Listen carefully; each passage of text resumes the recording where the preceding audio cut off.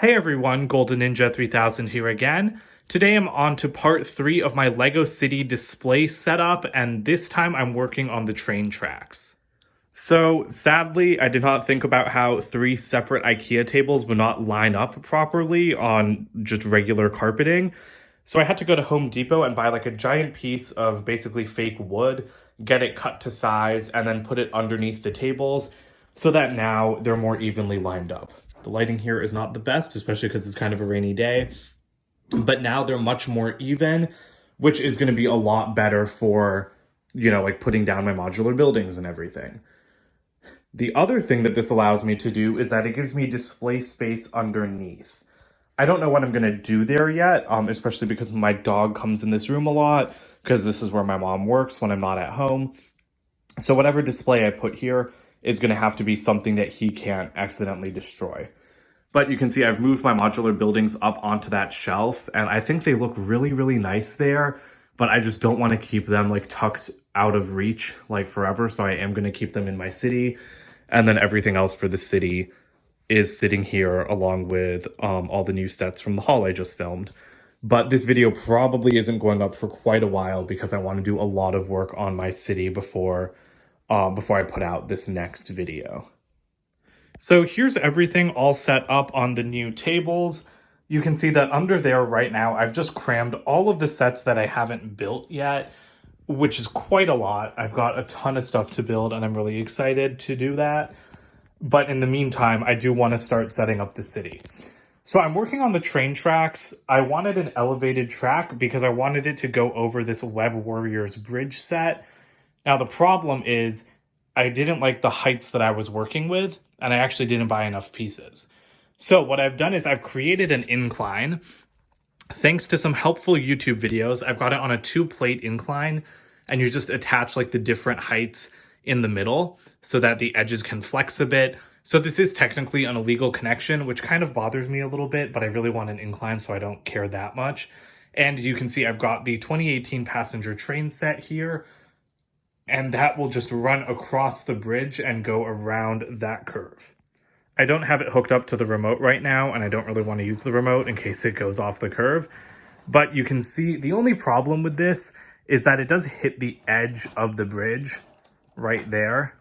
It bumps a little bit, but it doesn't derail it, so I'm going to just let it live like that. And then back there, it's getting a little bit dicey because those supports have not been attached yet. But the incline works pretty well, and I'm really happy with how this track is turning out because it's been giving me a lot of grief. So my next problem comes back here because you can see none of those supports are actually attached anywhere right now, and that's because I need to figure out what I'm doing with the road. Originally, I was just going to have that road base plate terminate off the edge, but you can see the problem with my city is that I'm using IKEA tables when really I should have just had something cut to the exact size that I need. But the problem is that there's an overhang. Now, I'm okay with the overhang on just like the edges, but I didn't want the entire city overhanging because I film my videos here, and so I don't want to accidentally ram into my city when I push my chair back. So what I've done is I've decided to not have any overhang off the front or the back here, but that creates an uneven like stud length back there. So I'm actually using these smaller 18 by 32 base plates that I bought from Lego. Sorry, 8 by 32. And I'm going to put those at the back over here. And then there'll be a little bit of white space left. So I might try to cover that up with like just regular plates or through some other way. The thing is that I had bought regular plates thinking that I could use these. And then what I forgot is that regular plates and base plates are not of the same height. So lining those up doesn't work. And that was a huge problem for me. So now what I'm going to do back there is I'm going to use the new road plate pieces and have the road narrow as it goes into a tunnel. The problem is building a tunnel. So I want the tunnel tall enough to accommodate larger vehicles like this camper van, which means that the train needs to elevate back up there. So I think I'm going to keep it at this height all around.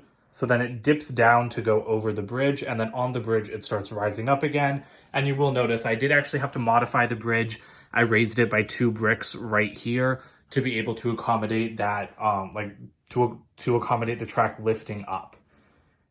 So now the next challenge is going to be designing the tunnel because the tracks will have to run over the tunnel, and then they'll continue on their supports back there until they rejoin the curve, and then I'll be done with the train track.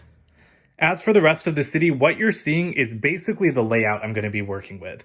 I think all of the modulars will stay where they are. I do have Assembly Square, which is going to go on this side of the Palace Cinema, and the little alleyway that you get with Assembly Square between like the 16 by 32 building and then the other building, that little alleyway will lead to Avengers Tower. So right now Avengers Tower is like super in the middle. It's going to be a little bit more to the left once the city's complete. Then I've got the Sanctum Sanctorum in line with the modulars. I really like having it there because I think it fits in with them perfectly. Originally, I did want it open as a corner unit. Now I'm thinking I'm going to leave it closed because I don't like how when it's open, you can just really like see straight through the back. And I also don't want the inside getting dusty because everything else on this kind of like, everything else on this first street is closed. So I'm just going to leave the Sanctum closed as well. I am going to put it on a base plate and then tile like the entire base plate over to match with the modular buildings. And then you're left with this 16 by 32 gap. And this gap will be another entryway to the back of the city. Now, the big question is what's going to be at the back of the city. That hasn't been something that I've been planning a lot. I do have the police station modular as well. I think I'm going to place it somewhere over here. The wind turbine is going to be leaving. This is just like the only place tall enough for me to keep it for now. The other thing I'm thinking of is having the hospital back here. That way, an ambulance will be able to come down the road, cut through this little alleyway, which I'm planning on being like walking only. I might change that. I might try to design my own road or use the road plates. But for now, I'm planning on that being like walking only with space for an ambulance. And then I'll have the hospital back here. Avengers Tower will go over there. And then the new Daily Bugle will be kind of straight down here. So the way that you can see Avengers Tower, like straight down this fake walkway, that's where I want to put the new Daily Bugle. So I'm hoping it's really tall so that it'll be able to rise out of the city and really make a good impression. But I do have a ton of space back there, so I'm going to experiment with putting other things in there. I've got this Friends Heart Lake restaurant that I think I want to put there. And honestly, just a lot of other Friends sets. You know, I'm getting like Andrea's house. I could put that in there. I have like the City Modern home that they just released. So I think that I might modify that to be like kind of high-rise apartments and add a few more floors to that, the same way I did to Avengers Tower.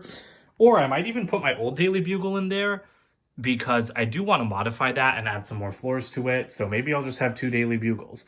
I'm definitely open to suggestions though. I am looking for mostly official Lego sets to modify and put in. I don't really want to build anything of my own. I just don't have like the parts budget or the time or the energy to try to design like my own city building right now. All right, well, that does it for this update video. I just wanted to show you guys how it's looking. I think I'll do a 4th update when the track and tunnel are completed, and then I'll probably do one last update once I've figured out how to fill everything in.